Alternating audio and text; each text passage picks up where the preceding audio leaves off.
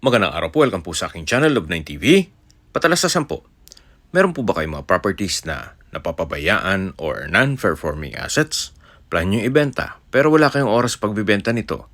Kung ito'y pagkakatiwala nyo po sa amin, tag lang po kayo sa aking numero, usap po tayo, gawan ko po ng video for free. Yes, libre po, wala po kayong babayaran. Tutulungan pa namin kayong mabenta ang inyong property. Kami na po bahala sa marketing, sa boosting or paid ads. Even sa tripping, hindi na po kayo mapapagod sa pag-entertain ng mga buyers.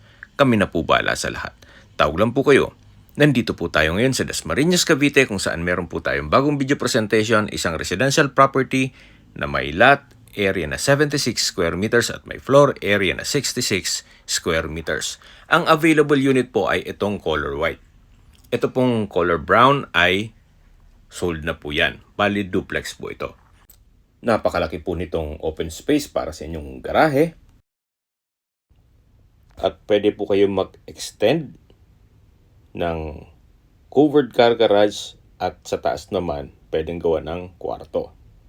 So depende po sa inyo kung anong magiging project nyo dito sa property nito.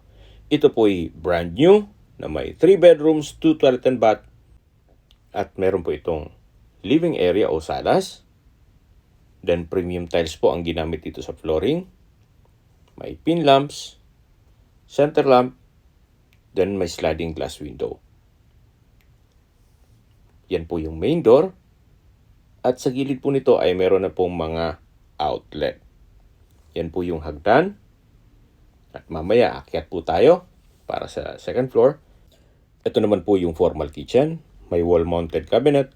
Then storage ang kitchen utensils. Meron din pong kitchen countertop with stainless sink and faucet at meron pong kitchen window. Meron na rin pong mga outlet dito para sa rice cooker o microwave oven. Then dito po yung dining area. Naka-tile flooring na rin po ito. Then ito pong pagkapalitada, pulido naman. Pati pagkapintura. At dito naman po yung first bedroom. Ito po yung naka-sliding glass window, naka-tile flooring, at maayos naman ang pintura ng ceiling at wall. Ito pong bahay na to ay nakadesign para sa mga small family o nagsisimula pa lang magpamilya. Dito naman po yung common toilet and bath kung saan ito ay brand new po yung lahat ng toilet fixtures, naka-tile bathroom wall, may overhead shower, at may bathroom window. At dito naman po ay may access door na papunta naman dito sa setback. Yan po yung perimeter fence o concrete fence na palibot na dito sa buong property. Ito po ay ready for occupancy na. Kaya ang kulang na lang po dito, kayo at ang gamit nyo. Nandito po ulit tayo sa formal kitchen. Then dito naman po yung dining area. Sa dulo naman yung living area at yung main door. Ito naman po yung stairs o hagdan. Naka-concrete staircase. Then tubular railing at handrail. Samahan niyo po ako. Akyat po tayo. Dito naman po sa taas, meron pong 2 kwarto at isang toilet and bath. Ito po yung pangalawang kwarto na kung saan sakto lang ang spasyo nito. Hindi naman siya ganun kaliit at hindi naman ganun kalaki. Meron din po itong 2 sliding glass window.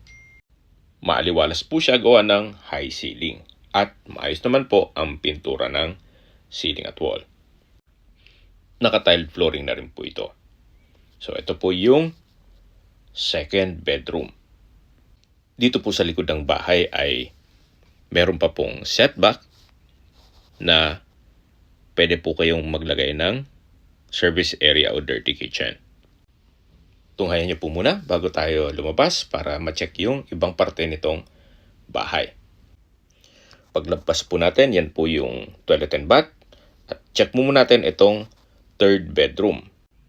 High ceiling din po siya. Then malaki ang espasyo, naka-tile flooring, meron pong glass walls and sliding door. At may access pa dito sa balkonahe o terrace.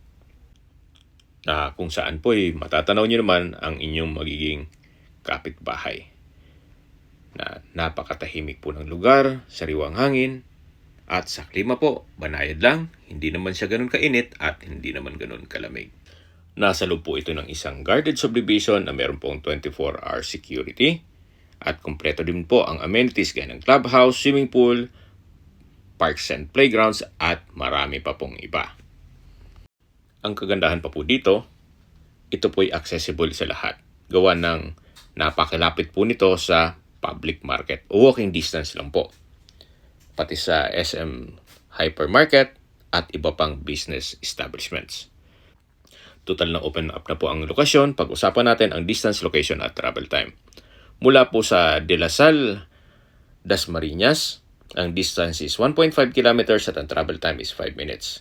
Mula naman po sa Emilio Aguinaldo College at De La Salle Medical Center, ang distance ay 2.2 kilometers at ang travel time is 7 minutes. Mula naman po sa Walter Mart Dasmariñas, ang distance is 3.1 kilometers at ang travel time is 11 minutes. Mula naman po sa Orchard Golf and Country Club, ang distance is 5.8 kilometers at ang travel time is 7 minutes. Mula naman po sa Robinsons, SM Dasma at Asia Medic Hospital, ang distance is 6.4 kilometers at ang travel time is 19 minutes. Yan yung po yung lagi kong binabanggit sa inyo na dapat nyo i-consider sa paghanap ng property, yung meron pong malapit na hospital. Hindi ko naman po sinasabing sakitin kayo. Yan naman po ay for emergency purpose lang naman. At mula naman po sa Windward Subdivision, ang distance is 1 kilometers at ang travel time is 3 minutes. May access po dito na papunta sa Villar City na connecting MCX, SLEX at NLEX at ibang parte ng Metro Manila. Ganun po kaganda ang lokasyon nito. Sa presyo na po tayo. Ito po'y binebenta sa halagang 4,760,000 pesos. Pwede pong cash at pwedeng installment through bank financing. Bigyan ko lang po kayo ng sample computation. Ang reservation fee po is 20,000 pesos. Then ang 20% down payment ay payable in 6 months. Halimbawa po, 938,000 pesos, i-divide nyo po yan sa 6 o 6 months na walang interest. Then, ang balanse po na 3,808,000 pesos ay through bank financing na may 8.5% interest. Sa 20 years po, rough estimate lang po ito. Pag 20 years ay 33,047 pesos ang monthly amortization. Pag 15 years, ang monthly amortization ay 37,419. Pag 10 years, ay 47,214,000 pesos. At pag 5 years naman po, ang monthly amortization ay 78,127 pesos. Si bank po ay meron pong required income. Pero pwede naman pong combined income ninyong mag-asawa. Ang required income po ay 95,000 pesos para siguradong ma-approve po kayo. At syempre, dapat wala po kayong existing loan. Unless otherwise, mga triple po ang income ninyo doon sa required income.